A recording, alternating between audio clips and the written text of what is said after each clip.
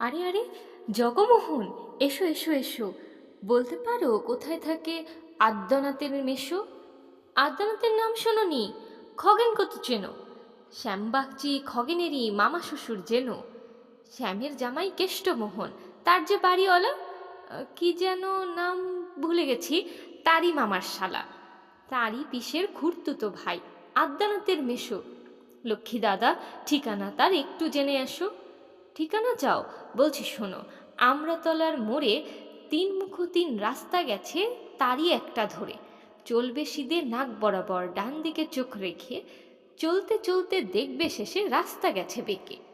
দেখবে সেথায় ডাইনে বাঁয়ে পথ গিয়াছে কত, তারই ভিতর ঘুরবে খানি গোলক ধাঁধার মতো।